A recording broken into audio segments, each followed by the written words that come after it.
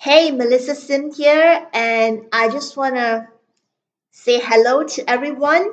And today we are going to be talking about on-brand website, and it's going to be a two-part training.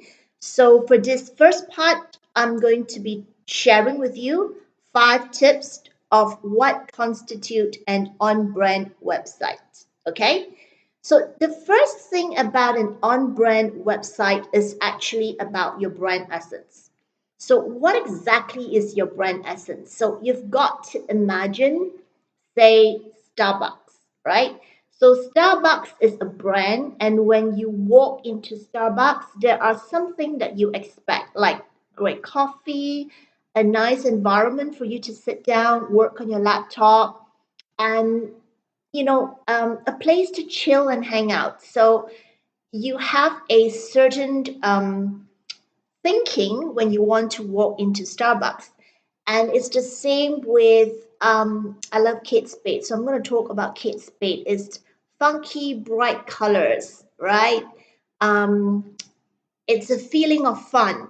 So in essence, what exactly is your brand essence?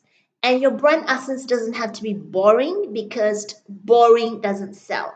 So your brand essence can be fun and funky. Your brand essence can be elegant or it can be sweet. So really depends on your brand essence. And I want you to have this overall picture in mind when you are thinking about your brand essence and creating your on brand website.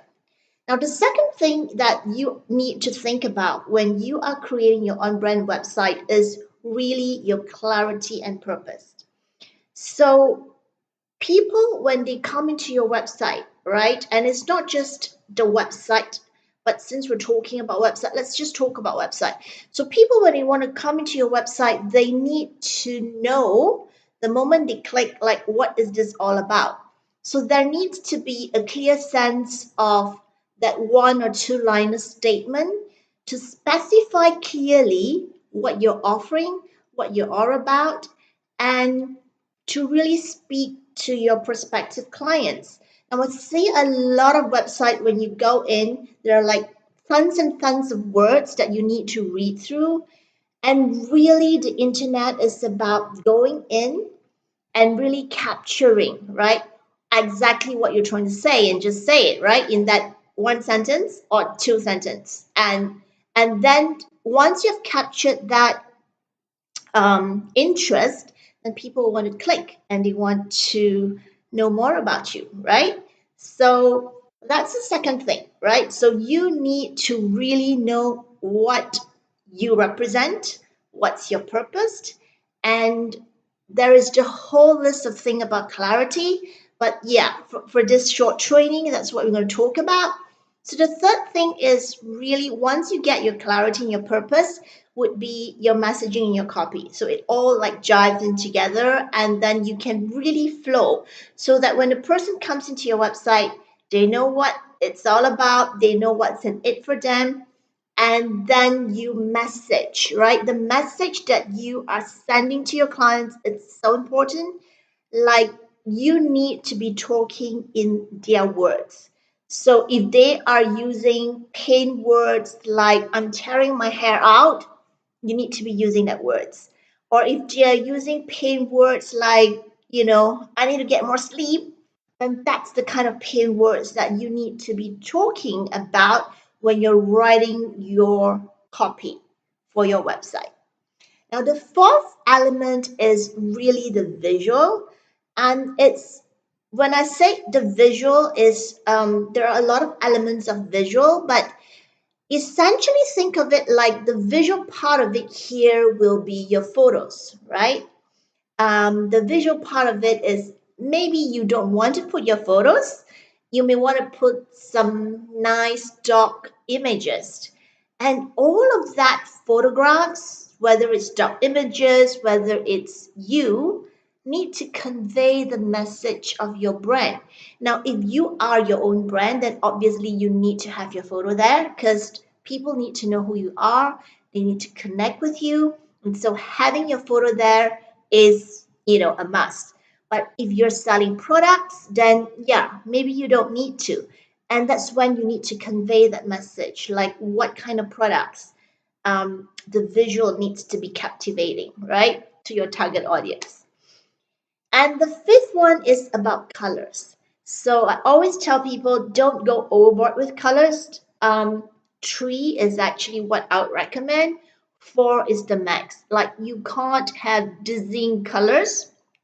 Well, I wouldn't say you can't have, but it just looks very gaudy, right? And so you need to really think about when you think about colors, just think about the 3 to 4 colors. Three, I would like for me personally, it's three of the colors that you want to put into your website so that it represents you.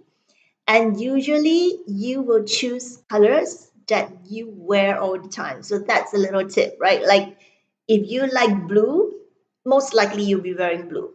So choose colors that represents you. Choose colors that you yourself are wearing.